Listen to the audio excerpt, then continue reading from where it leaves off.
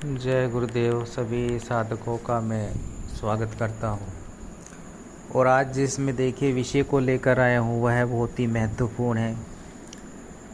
साधना पथ एक ऐसा मार्ग है जिस पे हर कोई नहीं चल पाता है। देखिए, अब जो हम सुनते हैं, जो हम वीडियोस देखते हैं, जो हम पत्रिकाओं में पुस्तकों में लिखा देखते हैं, उसे पढ़ कर के हमें ऐसा महसूस होता है साधकों को, कईयों को, कि भाई सब कुछ एकदम से प्राप्त हो जाता है, प्रत्यक्षीकरण भी 2 घंटे में हो जाता है, और या 11 दिन में या फिर 21 दिन में हम किसी भी शक्ति को प्रत्यक्ष कर लेंगे। और साधनाओं में कभी कभी उस शक्ति की परीक्षाओं में जो साधक सफल हो जाते हैं वही फिर वह सफलता प्राप्त कर पाते हैं। अन्य साधक जो है वह निराश होकर के छोड़ देते हैं उन साधनाओं को, उन शक्तियों को, और यहीं वह उनकी परीक्षाओं में जो है फेल हो जाते हैं, असफल हो जाते हैं उन शक्तियों की।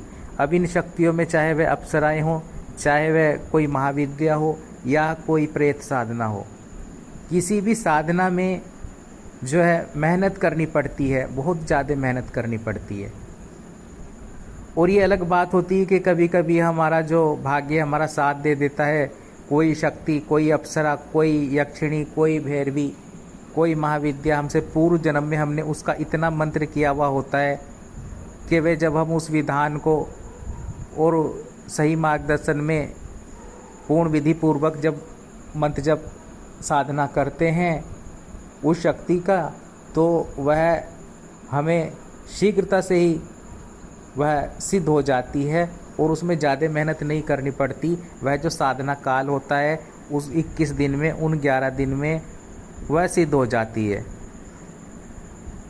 तो ऐसा हर साधकों के साथ नहीं होता है, ऐसा बहुत कम साधकों के साथ होता है। वह उनके होता है, वो सही मार्गदर्शन भी उसमें ज़रूरी है, विधान भी उसमें ज़रूरी है, और ये भी ज़रूरी हो जाता है कि उनका उस अप्सरा का मंत्र, उस शक्ति का मंत्र, उस महाविद्या का मंत्र आप पूर्व जन्म में साधक रहे हों और जो है आपने वहाँ भी उनका मंत्र जप किया हुआ हो, वहाँ भी काफ़ी हद तक आपने उस शक्ति का, उस अप्सरा का, उस जो है महाविद्या का मंत्र किया हो, तो वो इस जन्म में अगर आप कोई अनुष्ठान करते हैं तो उसमें शीघ्रता से उसमें प्रत्यक्षीकरण हो जाता है।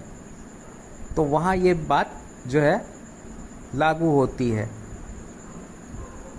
तो अब कभी कभी ऐसा भी हो जाता है इसमें कि कभी कभी उस शक्ति को क्या होता है, उस पर भी निर्भर होता है कि वह जो शक्ति है वह कब आपके पास में आना चाहती है। मार्गदर्शन ने, गुरु ने आपको पूर्ण विधि विधान द्वारा साधना में करवा रहे हैं, लेकिन फिर क्या होता है। अब देखिए, मैं आता हूँ मेन मुद्दे पर।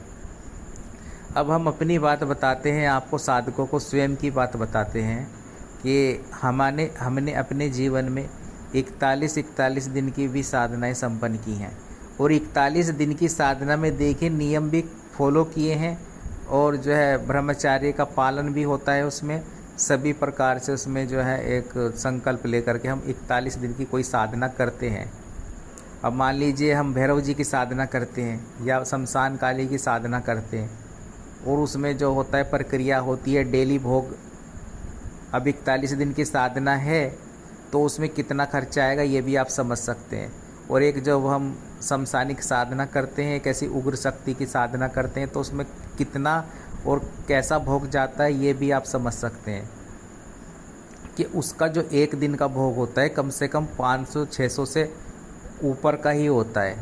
एक दिन का भोग लगा लीजिए 1100, कम से कम लगाइए आप एक दिन के भोग में। हाँ, 500-600 तो नॉर्मल में उसमें जाता है, ये 1100 कम से कम है, कम से कम, कि जिसमें सभी प्रकार का जो सामग्री होती है उन भैरव जी को, उन शमशान काली को जो जाती है शमशान में, वो सब कुछ देना पड़ता है प्रॉपर तरीके से, डेली देना पड़ता है। और 40 दिन तक, 41 दिन तक डेली देना पड़ेगा, खाली मंत्र जब से नहीं होगा है। वह मेहनत देखिए आप। और फिर ऐसा हो जाता है कभी कभी कि 41 दिन साधना कर ली है, भोग भी दे दिया है और सब कुछ कर दिया है, लेकिन फिर भी रिजल्ट नहीं मिला। ऐसा भी होता है, ऐसा नहीं होता जैसे आप सोचते हैं कि 21 दिन 11 दिन में साधना करने के बाद ही आपके मन में निराशा आ जाती है, मंत्र के प्रति आपके विचार बदल जाते हैं, विधान जो आपको दिया है उसके प्रति आपके मन में शंका पैदा हो जाती है। यहाँ तक कि गुरु जिनसे आप शक्तिपात दीक्षा लेते हो, जिनमें अप्सराएं तो जो बहुत छोटी की चीज़ है, जिनके सामने 10 महाविद्या जिनके शरीर में प्रवेश करती हैं, वो भी अपनी तरफ से पूर्ण प्रयास आपको शक्तिपात द्वारा करते हैं। लेकिन फिर क्या आपका रह जाता है, फिर आपको जो है अपने तपोबल से, अपनी इच्छा जो शक्ति है उसको जागृत करते हुए, अपनी मेहनत से वह जो शक्ति होती है उसकी परीक्षा में पास सफल होना पड़ता है आपको। वह आपकी परीक्षाएं लेती है। वह ऐसा नहीं होगा कि ज़रूरी नहीं है कि आप जैसे सोचते हो, जैसे वीडियो में दिया जाता है कि हाँ 4 दिन में प्रत्यक्षीकरण, 5 दिन में प्रत्यक्षीकरण, और मैं हर वीडियो में अपनी बताता हूँ, हर साधक को बताता हूँ, मैं धोखे में नहीं रखता हूँ और यूट्यूबर की तरह कि हकीकत क्या होती है, हकीकत से अवगत कराता हूँ आपको। अब मान लीजिए कोई साधना 21 दिन में प्रत्यक्षीकरण की साधना दी गई है या 11 दिन की कोई प्रत्यक्षीकरण साधना है। अब ऐसा नहीं है कि वो गलत कह रहे हैं कि प्रत्यक्षीकरण नहीं होता है, प्रत्यक्षीकरण 100% भी हो सकता है उसमें और नहीं भी हो सकता है, लेकिन इससे आप साधना की सफलता या सफलता को जोड़ करके नहीं देख सकते हो। ठीक है, इससे आप नहीं देख सकते हो। उसमें क्या होगा कि अगर अप्रत्यक्ष रूप से जुड़ी है तो उसका मतलब क्या है, इसका मतलब है कि आपको साधना आगे लेकर चलनी है। वो आपकी परीक्षा ले रही है, वो अप्सरा आपकी परीक्षा ले रही है, वो महाविद्या आपकी परीक्षा ले रही है, वो प्रेत आपकी परीक्षा ले रहा है, वो यक्षिणी आपकी परीक्षा ले रही है। फिर आपको 41 दिन करने के बाद 10 दिन का गैप लेकर दोबारा 41 दिन की साधना कभी कभी करनी पड़ती है, और ये हमने किया है। ठीक है, ये वे साधक करते हैं जो सिद्धि प्राप्त करते हैं, जो प्रत्यक्षीकरण करते हैं, ये वे साधक करते हैं। तो यहाँ कई साधक जो मैं देखता हूँ वे निराश हो जाते हैं, और यहाँ खर्चा भी है। अब ये देखिए 41 दिन की साधना अगर आप भैरव साधना करेंगे तो उसमें किस लेवल का खर्चा आपका होगा। और अब ये भी देखिए कि 10 दिन बाद फिर से वही साधना शुरू कर रहे हैं। ऐसा नहीं है कि मुझे जो है उसका जो है प्रत्यक्ष नहीं हुई, वह प्रत्यक्षीकरण नहीं हुआ, भैरव साधना में मुझे ले लीजिए सिद्धि प्राप्त नहीं हुई, तो हमने ऐसा भी किया है कि हमने 41 दिन साधना की और उसमें कोई रिजल्ट नहीं निकला। नहीं निकलता है कि रिजल्ट कभी कभी। रिजल्ट क्यों नहीं निकलता कि परीक्षा लेती है वह जो शक्ति होती है। शक्तियों को प्रत्यक्ष करना, शक्तियों को सिद्ध करना इतना आसान नहीं होता है। वे श्रेष्ठ साधक का चुनाव करती हैं, उस साधक को श्रेष्ठ बना देती हैं वे कि मंत्र जप करे और करे। तो वो भैरव साधना में फिर हमने 41 दिन के बाद हमने 10 दिन का गैप लिया, क्योंकि इतनी ऊर्जा उसमें लगती है और इतना धन खर्च होता है कि भैरव साधना में। आप देखिए जिसमें डेली जा रहा है 1100 रुपये का भोग कम से कम एक दिन में जा रहा है, और अन्य सामग्री अलग रही, जो अन्य पूजा की सामग्री दिया तेल बाती ये सब कुछ जो होता है उससे अलग वो अलग रहा, और वो जो शमशान में जाता है 1100 का भोग डेली वो अलग रहा। ठीक है, अब आप लगा लीजिए। अब फिर उसमें 10 दिन का गैप लेना पड़ा। जब 41 दिन में कोई रिजल्ट नहीं निकलता है तो उसमें 10 दिन का गैप लेकर के दोबारा वह साधना गुरु के आदेश पर फिर से करी, फिर से वही भोग पर करिया, फिर से 41 दिन, तब जा कर के फिर वह साधना प्रत्यक्ष होते हैं भैरव जी, तब जा कर के वे सिद्ध होते हैं, तब जाकर हम दूसरों के कार्यों को संपन्न कर सकते हैं केवल भोग के माध्यम से। ठीक है, लेकिन शुरू में मेहनत करनी पड़ती है, मंत्र जप भी करना पड़ता है, भोग भी देना पड़ता है शक्ति को, और कभी कभी असफलता मिल जाती है। असफलता इतनी बड़ी मिल जाती है कि 41 दिन में कोई ना अनुभव ना कोई रिजल्ट, कुछ नहीं। लेकिन गुरु का आदेश क्या, गुरु का आदेश ये हो गया कि आगे करो, साधना को दोबारा रिपीट करो। अब हम क्या करें, कई शिष्य यहाँ से निकल जाएंगे कि गुरुजी ने तो भैया ये कह दिया कि 41 दिन की दोबारा करो, धन खर्च होगा दोबारा करो। लेकिन कई साधक उसमें से कन्नी काट जाएंगे, निकल जाएंगे कि गुरुजी क्या करवा रहे हैं, ये तो मंत्र में शायद इसमें मंत्र में प्रभाव नहीं है, गुरुजी ने जो विधान दिया है उसमें प्रभाव नहीं है ना, गुरु के शक्तिपात में प्रभाव नहीं है, क्या बेकार साधना करवा रहे हैं, अरे क्यों टाइम बर्बाद करें, कुछ नहीं है शायद, है ना। तो आधे साधक निकल जाएंगे वहाँ से, परीक्षा में फेल हो जाएंगे, उस शक्ति की परीक्षाओं में फेल हो जाएंगे, गुरु की परीक्षाओं में फेल हो जाएंगे, मार्गदर्शक की परीक्षाओं में फेल हो जाएंगे, उस शक्ति की जो आपकी परीक्षा ले रही है, जो आपके सामने आना नहीं चाह रही है। सब कुछ कर रहे हैं आप, हम भी सब कुछ करते हैं, सब कुछ कर रहे हैं प्रॉपर तरीके से, अपना 100% दे रहे हैं, लेकिन फिर भी रिजल्ट हमें नहीं मिल रहा है। तो वहाँ क्या होता है, वहाँ वो आपको, और ये परीक्षा होती है उस शक्ति की। परीक्षा केवल ये नहीं होती है कि वह शक्ति, वह अप्सरा, वह जो भैरव जी हैं, वह जो महाकाली है, वह आपके सामने कोई जो है तलवार लेकर आएगी, आपके लात मारेगी, वह परीक्षाएं नहीं है। इनकी परीक्षा अलग होती है। इनकी परीक्षा ये होती है कि आप में कितना जो है वह साहस है, आप में कितनी सहनशीलता जो है वह है, उस साधना के प्रति कितना जो है वह विश्वास है, उस मंत्र के प्रति, उस शक्ति के प्रति कितना कर सकते हो। 41 दिन की साधना करने के बाद क्या दोबारा वह साधना संपन्न कर सकते हो, दोबारा वह प्रक्रिया अपना सकते हो? तो इनमें से क्या हो गया, आधे साधक निकल गए और तो 2-4 साधक रहे, वो जो है वह ठान लेते हैं कि हमें प्राप्त करना है, हमें सिद्धि प्राप्त करनी है, हमें प्रत्यक्षीकरण करना है।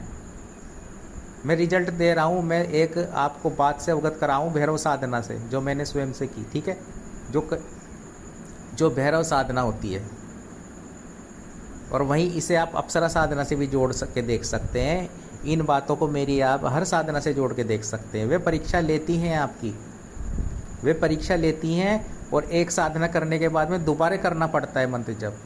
जब तक सिद्धि ना हो तब तक पीछे लगना पड़ता है। ये 21 दिन 11 दिन की बात केवल क्या होता है कि इसमें अगर आपने पहले पूर्व जन्म में मंत्र जप किया हुआ है और आपका लक साथ दे रहा है, उस शक्ति के साथ कनेक्शन जुड़ रहा है आपका, तो फिर हो जाता है प्रत्यक्षीकरण भी।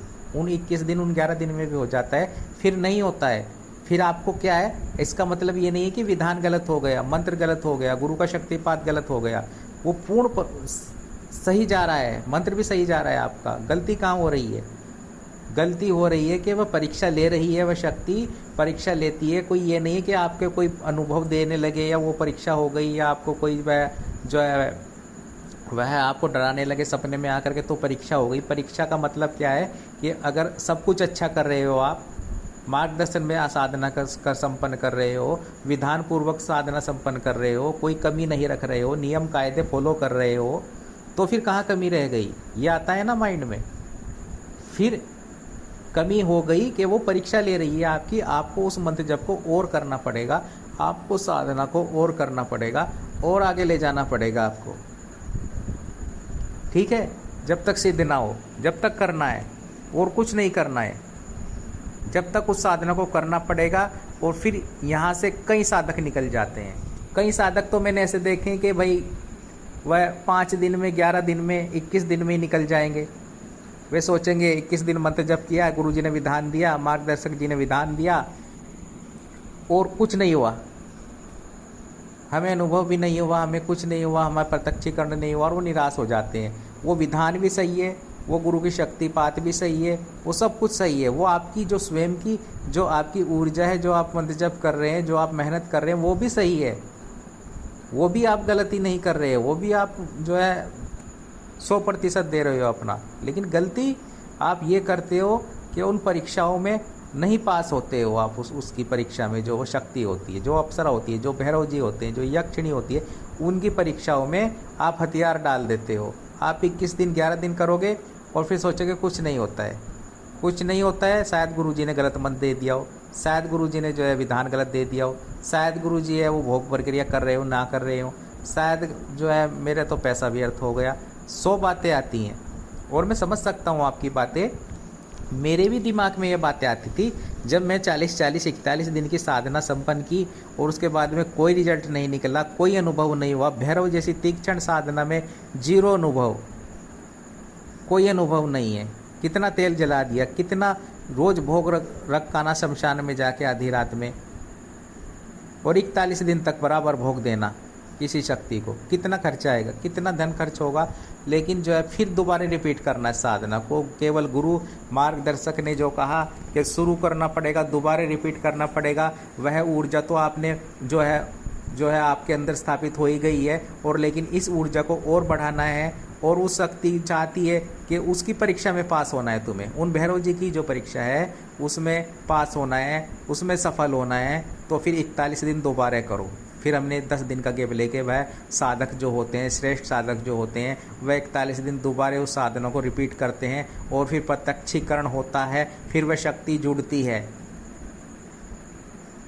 तो वैसे ही आपको चिंतन रखना पड़ेगा। अब मैं जब साधकों से देखता हूँ तो मैं स्वयं ही जो है, मेरे पास शब्द नहीं होते हैं, मुझे सोचकर उनको बोलना पड़ता है कि उनके लिए 11 दिन भी कितने महत्वपूर्ण हो रहे हैं, वह 11 दिन को भी कितना जीवन का जो है इतना बड़ा चीज़ समझ रहे हैं। और यहाँ जब मैं अपने आप को झांक कर देखता हूँ, अपने अंदर झांक के देखता हूँ, जहाँ मैंने 41 दिन किसी साधना को दिए हुए हैं और उसमें 0 अनुभव, और उसके बाद फिर रिपीट जब करा उसमें प्रत्यक्षीकरण, तो फिर अब मैं कहूँ कि आपको भी वैसा ही चिंतन करना होगा, तो मेरी बातों को कुछ ही साधक समझेंगे। तो मैं इसीलिए कहता हूँ कि जब आप जो है वह साधना करें, आप निराश नहीं होना है और उस साधना को पकड़ करके आगे चलना है। उसका जो है वह मंत्र जप समय समय पर करते रहना है, चाहे वह अप्सरा है, चाहे वह कोई महाविद्या है, और उन अनुष्ठानों को रिपीट करते रहना है, उन अनुष्ठानों को रिपीट करते रहना है।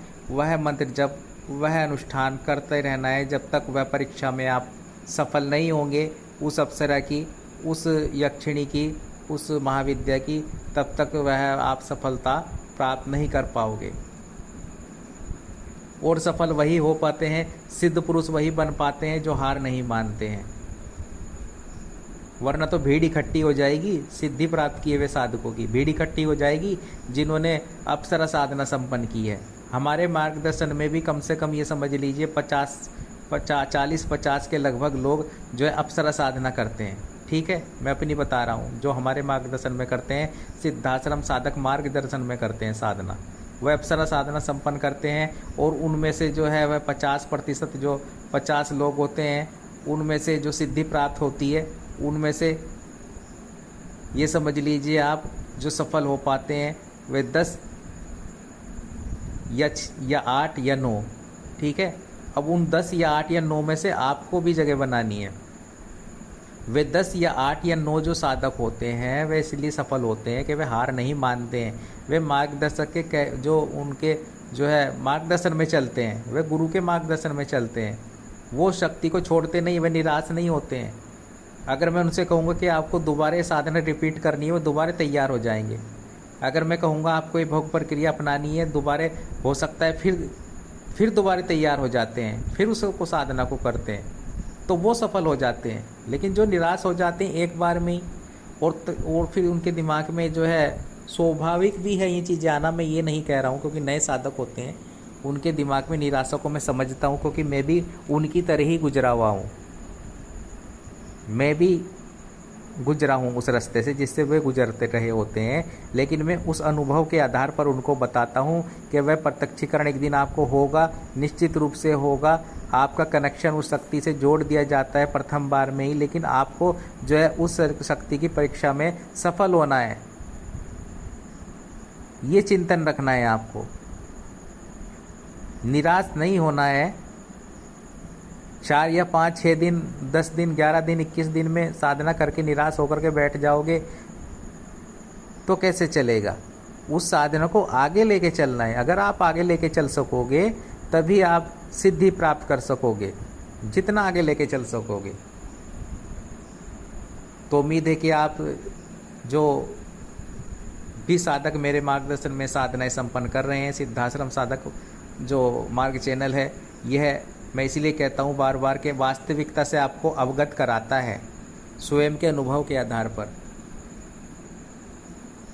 तो आप जो है निराशा के जो है उन परीक्षाओं में जो है सफल हो, जो शक्तियों की परीक्षाएं होती हैं उनमें आप सफल हो, उनमें आप जो है वह साधना सिद्धि भी प्राप्त कर सकें। ऐसे साहसी साधक बने, ऐसे परिश्रमी साधक बने, इसी कामना के साथ में मैं सद्गुरुदेव के निखिल के चरणों में कामना करता हुआ आपसे जो है विदा लेता हूँ। जय गुरुदेव, जय निखिलेश्वर जी महाराज।